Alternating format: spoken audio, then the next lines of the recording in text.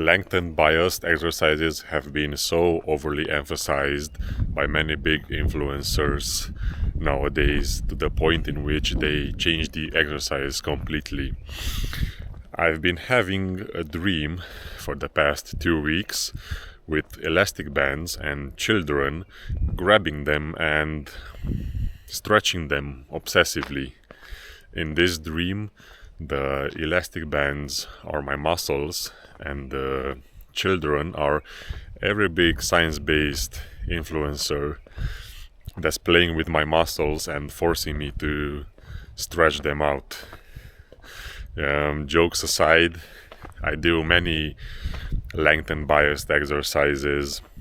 I think they're really good. I enjoy doing them, but I don't obsess over them.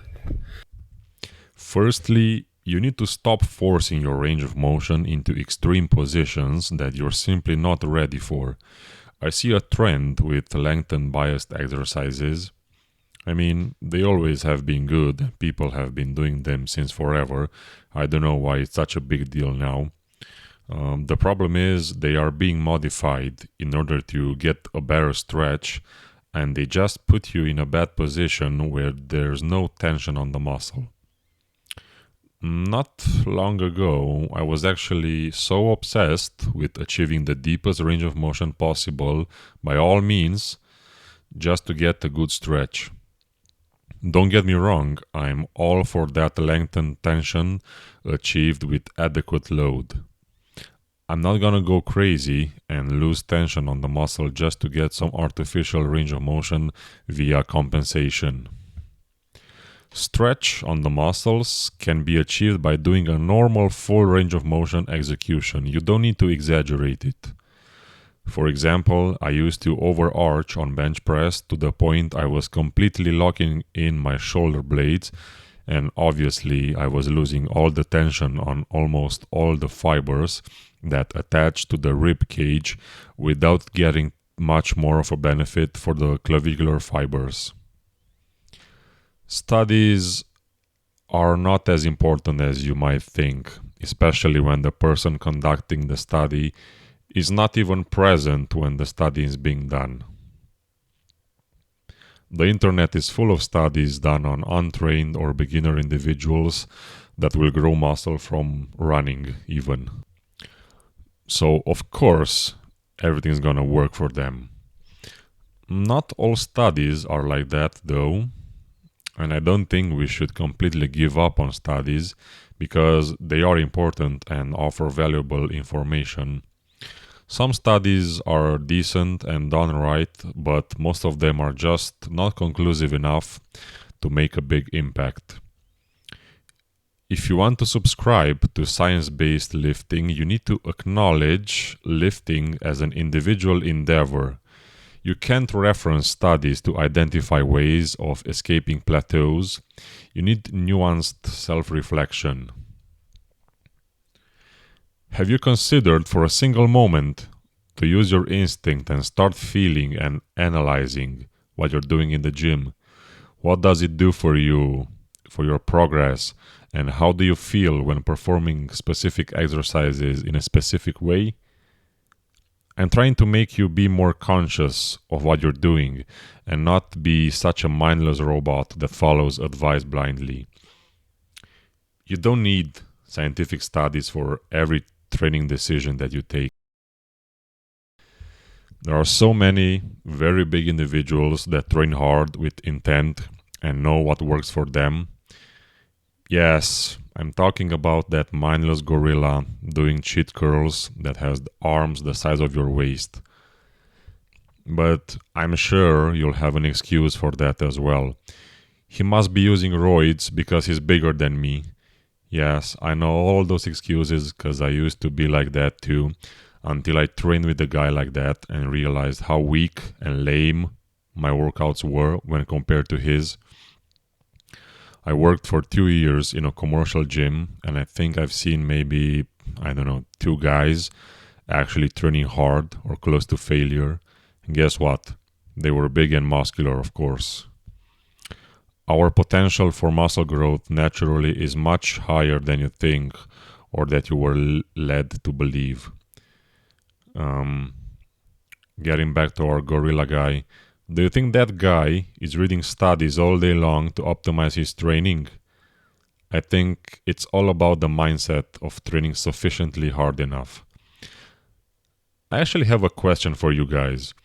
Why are we completely discounting everything that non-scientific people say? I'd rather train hard and follow the fundamentals of hypertrophy training. Most people simply don't want to train hard, and so they resort to all kind of new ideas that will somehow magically make them big without putting in the effort, and they try to optimize everything to a point in which all they do is read studies. By the time it takes you to read a study, I've already done a couple of hard sets of squats. Tom Platz used to say, there's a reason why people hate squats, because they're hard.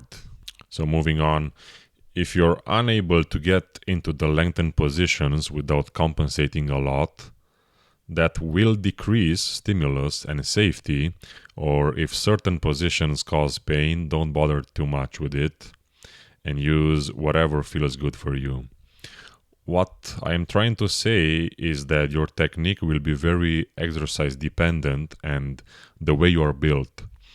So just start with what you're comfortable and work from there to improve your range of motion under load until you're able to reach your own full range of motion. I used to believe everybody should squat high bar with toes facing forward and knees over toes just because that's what felt comfortable for me. Now I will give you two examples of lengthened and shortened biased exercises and their resistance profiles. So example number one will be a Romanian deadlift. That will be the hardest when you're in a fully hinged position when the load is the furthest away from the hip, aka the pivot point. While standing up from the bottom of an Romanian deadlift, the movement gets progressively easier, and when you're fully standing up, there will be no tension to the hamstrings. This is how you can train your hamstrings with a lengthened biased exercise.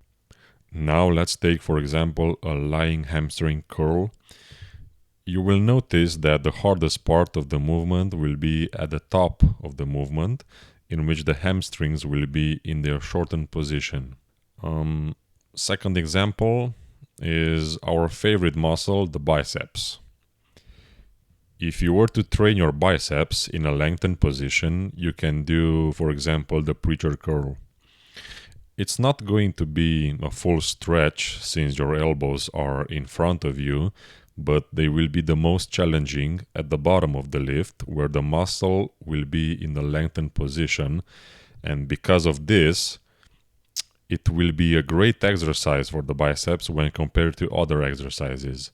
Like, for example, during incline curls, even though the biceps will be lengthened when your arm is straight and behind the back, the tension will be minimum because it is not challenging in that position. But the hardest part of the lift is when your forearm is parallel to the ground. On the other side of the spectrum, we have spider curls. In this position, the biceps will be trained in their shortened position because you are placing your elbow in front of your body, usually at around 45 degrees in front of your torso, which will make the movement very short biased. With this exercise being a little awkward due to the super shortened bias, I think it's necessary to do partials after not being able to lift the bar all the way up to reach true muscular failure. I personally don't think it's that good of an exercise, but I'm just using it as an example. So I will touch a bit now on lengthened partials as well. What I personally sometimes do, and what I suggest people should do if they really want to implement partials, is to do them after you've reached failure with a normal straight set, and do them in the portion of the rep in which the muscle will be lengthened. For example, on tricep pushdowns, you can do lengthened partials, like in the video. I mainly use those as an intensifying technique after I've reached failure on my normal straight set, because out of all other techniques, this seems to be the most promising. If you really want to do partials, make sure you do them in the lengthened part of the range of motion to get the full benefit and take your muscles beyond failure. You can also do them instead of a straight set, if that's what you want. I just personally don't like using them that way, and that's just my own bias. It's important to think about those lifts from a muscle developing perspective, and doing both lengthened and shortened biased exercises will offer a complete muscle development. The more complete a muscle tissue is, the stronger it will be. You need to realize that if you want to do this for the rest of your life, you gotta be patient with your tendons because they take much longer to develop and adapt to stress, and you simply cannot outrun their rate of adaptation. I'm gonna touch more on this in a separate video. Ultimately, make sure you're at least training the muscle through the hardest portion of the range of motion to have adequate tension. This is where I want to end up this video, and what I will say next is probably the most important thing you need to consider. The more we will neglect training a muscle in a shortened position, there will be a position where that muscle will not have developed resilience and strength. This is very important because if we were to take a barbell squats as an example, if you were to continue doing reps during a set, there will be a certain point where you will experience some sort of movement breakdown and other muscles will start compensating in order to help you finish the rep.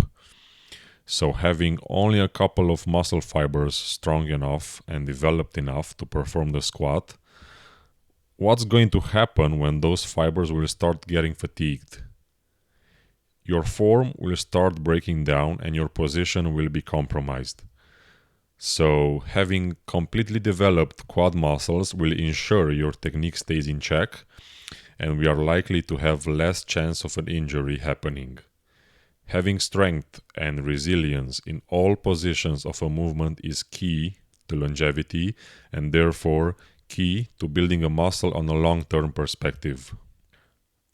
The fundamentals are way more important than obsessing over lengthened biased exercises. So my suggestion is to do both lengthened and shortened.